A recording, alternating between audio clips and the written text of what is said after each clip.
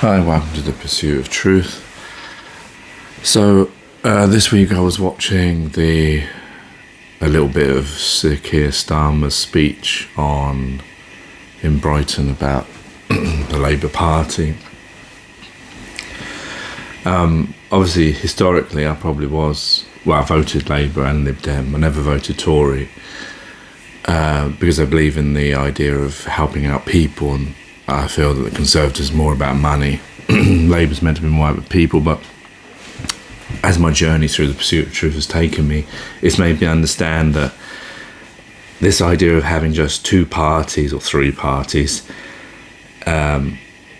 is not the best for anyone. It's an old system, it's old ways of doing things, and the problem is that all of them, they've got the system that we're in, and all they're trying to do is fix bits of the system.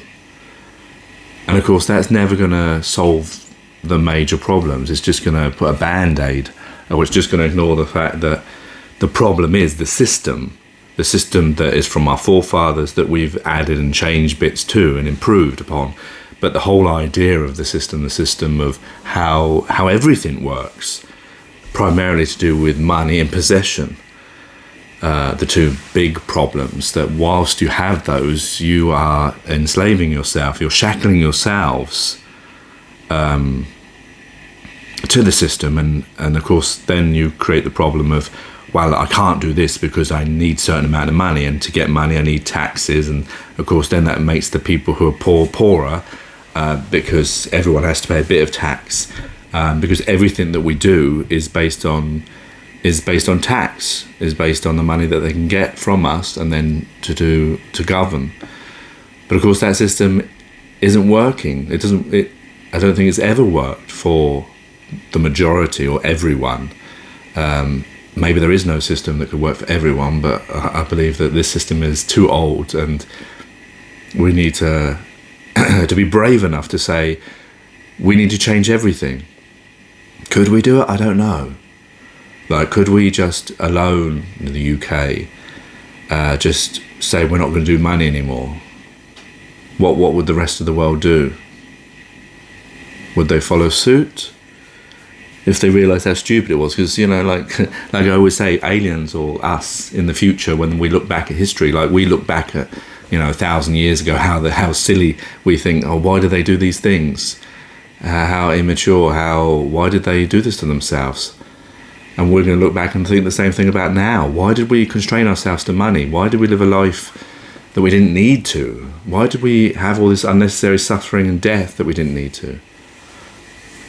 So it just made me think about this, that it doesn't matter who you vote. There's still, the problem is they have little variations, but the problem is neither of them are going to sort out the real problems, which is the system that we live in is geared to helping out the powerful and the rich, no matter who you vote for. It's just one helps more than the other, but they all help because the system is geared that way, because it was invented by those people in the past. The other thing I was thinking about was this sajidjavid's quote about nursing home staff, if they can't be bothered to get the vaccine, then they should get out. Some words to that effect. But he definitely used the word bothered and get out. And just, it's just amazing that I'd be surprised if he keeps his job, but the problem is Boris Johnson doesn't like sacking people. Because I feel that is unacceptable to say such things. One, to use the word bothered. Not everyone that doesn't get vaccinated is because they can't be bothered. It's because they may not want toxins that they don't know about put in their body, or they think their immune system can cope with it, or they want to try it themselves because they're human beings and it's their right to make those decisions. That's, I thought, the country that we lived in. So for him to say such a thing, and it's an unlawful statement in the first place. He's never going to be able to govern that. He's never going to be able to say that. It's not a law, so why are you saying such a statement that's unlawful? It's just like an incendiary device.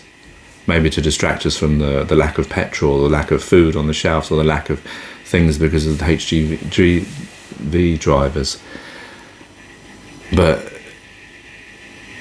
I just wonder how many MPs or people in power have money in big pharmaceutical companies like AstraZeneca, etc. Because they're certainly pushing this. I mean, I can see the benefit if what we're told. Because remember, all I know about is what I'm told on TV. Yeah, like all of us, because we don't have access to the actual data or maybe the knowledge to understand it. Which is the same as, say, anti-vaxxers who use YouTube to get their information. It's just the same thing. We're trusting on the people giving the information. Just because they're on BBC doesn't mean they're more trustful than someone on YouTube. It depends on their agenda, and it depends on their knowledge and their veracity, their honesty. So there's a lot of reasons. And also, what about the people who can't get it because if they have problems? They might die if they take the vaccine because they have complications of some sort. There are people that haven't been able to take it. So what about them? I mean, it just seems like a very stupid thing for him to have said. And it doesn't help people. I mean, we're meant to be in a free country. And it's like now we are getting towards the further edges of George Orwell's 1984 of thought crime and freedom of expression, freedom of thought, freedom of doing. Well, the problem is we're living in their system, and that's the problem. Until you realise that we're living in someone else's system, a system that doesn't help us, you have to abide by it. No matter how insane it may be or unfair it may be. But yeah, it shocked me that he said that, and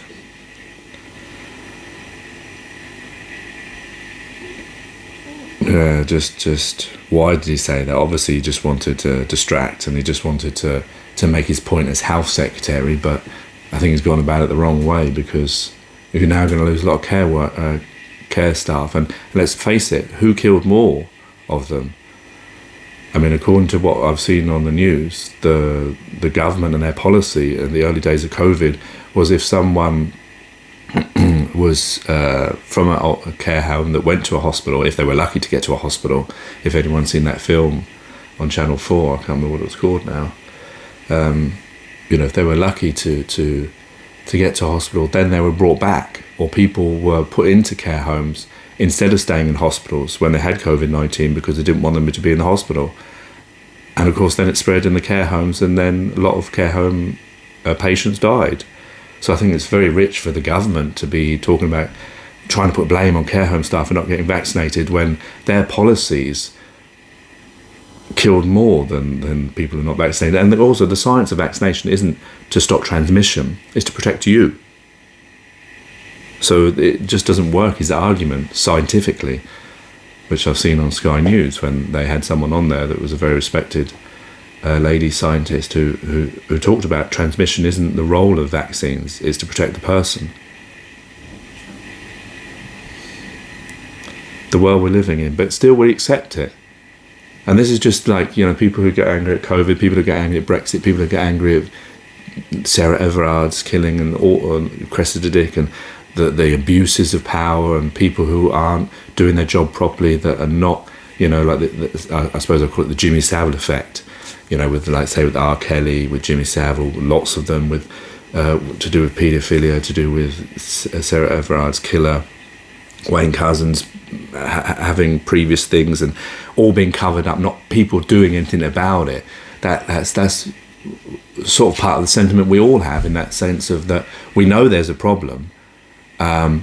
We need to address it and do something about it. Just pretending it doesn't exist and carrying on is the wrong thing, as we've seen with Jimmy Savile. A lot of people knew about him. A lot of people knew about R. Kelly, apparently. A lot of people, Wayne Couzens, he was known, and so they have to investigate now why he was allowed to continue to do his job. But we all know that the system that we're living in isn't working for all of us. Yes, it may be working for you personally, it may be not so bad for you, but there's lots of people around the world, I shouldn't say around the world, on this place that we live upon, who are suffering, and there's inequality and injustices that needn't be. So we need to address the situation and say, yeah, there is a problem. What are we going to do about it? Do we just keep this old ways, or do we look for new ways? Do we rebuild the system? Not build back better, as they're all being told to say. The system doesn't work. There's no building back better. You can't. It doesn't work. This way of money, this way of possessions, this way of all these things that we live upon that dividing us. We're humanity, that's it. The other things are human constructs, man-made constructs. We need to then go back to, we're humanity. How do we best help ourselves? Is it by having division? Is it by having money? Is it by having all these different dividing factors? No, it's about us all working together. What's the goal? The goal is us all to live the same equally nicely. That's possible. It's not utopia. It's possible. They tell you it's utopia because they want you to just carry on the old ways. It's possible if we choose it, because guess what? There's nothing stopping us except ourselves. Take care, take it easy, God bless, and peace.